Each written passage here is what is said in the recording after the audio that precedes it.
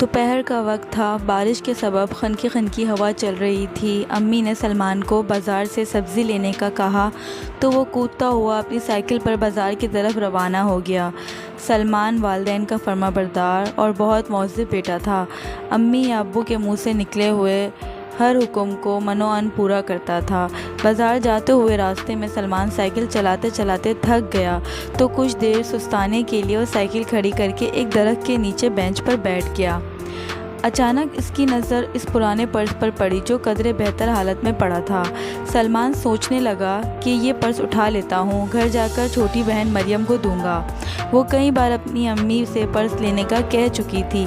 سلمان نے پرس کو اٹھایا، پھونک ماری اور گرد و غبار صاف کرتے ہوئے جب پرس کھولا تو ہکا بکا رہ گیا۔ اس پرس میں سونے کا ہار اور بہت ساری جویلری موجود تھی۔ وہ بہت خوش ہو گیا، مگر اس کے ذہن میں ذمہ داری کا احساس پیدا ہوا اور کچھ دیر سوچنے کے بعد اس نے پرس مالک تک پہنچانے کا تہیہ کر لیا۔ کچھ دیر سستانے کے بعد وہ پرس جیب میں ڈال کر بازار کی طرف روانہ ہو گیا۔ ابھی تھوڑا سا آگے بڑھا ہی ہوگا کہ سلمان کو راستے میں ایک پریشان بڑھیا نظر آئی جو راستے میں کچھ تلاش کرتے ہوئے روئے جا رہی تھی۔ سلمان کو شک ہو گیا کہ شاید وہ پرس اسی بڑھیا کا ہے۔ سلمان نے اس کے قریب سائیکل روک کر احتراماً کھڑے ہو کر دریافت کیا، اماں کیوں رو رہی ہیں؟ کیا گم ہو گیا ہے؟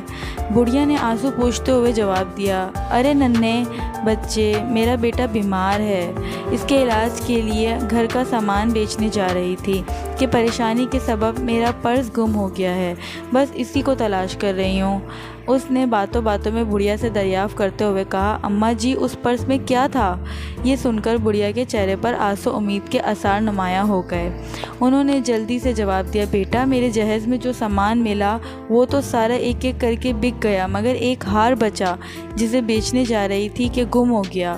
سلمان کو جب پورا یقین ہو گیا کہ اسے ہار کا اصل مالک مل گیا ہے تو اس نے جیب سے پرس نکالتے ہوئے بڑھیا سے کہا، اماں جی یہ دیکھیں، یہی پرس تھا نا؟ یہ سن کر بڑھیا نے جھولی اٹھا کر نگاہیں بلند کی اور سلمان کے لیے رو رو کر دعائیں مانگنے لگی۔ سلمان کو بھی دلی خوشی ہوئی کہ اب اس کے بیٹے کا علاج ہو جائے گا۔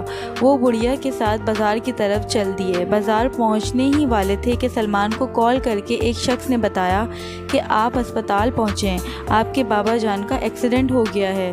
یہ سن کر وہ رونے لگا اور بڑھیا کو ساری بات بتا دی۔ بڑھیا بھی سلمان کے ساتھ ہسپتال چل دی کیونکہ ان کا بیٹا بھی وہیں زیر علاج تھا۔ ہسپتال پہنچنے پر معلوم ہوا کہ ڈاکٹرز نے بتایا کہ سلمان کے ابو جان کی طبیعت کنٹرول سے باہر ہے، اس کا آپریشن ہوگا جس کے لیے 1 لاکھ روپے لگیں گے۔ سلمان پریشان تھا کہ اب وہ اتنے پیسے کہاں سے لائے۔ سلمان پریشانی کے عالم میں تھا، اسے کچھ سمجھ نہیں آ رہا تھا۔ اتنے میں بڑھیا بولی، یہ لو بیٹا، یہ ہار بیچ دو اور اپنے ابو کا علاج کراؤ، اب مزید دیر نہیں ہو سکتی۔ میرے بیٹے سے بھی آپ کے بابا کی جان قیمتی ہے، کیونکہ آپ نے مجھے میرا پرس دے کر اپنا فرض پورا کیا۔ بڑھیا کا ہار اور جویلری 2 لاکھ میں بکے، جس سے سلمان نے اپنے ابو جان کا علاج کروایا اور باقی پیسے اماں جی کو لوٹا دیے اور اس کے بیٹے کے علاج کا بھی بندوبست ہو گیا۔ اس طرح دونوں کی جانیں بچ گئیں۔ سلمان کو اپنی نیک نیت اور اچھائی کا بدلہ مل گیا۔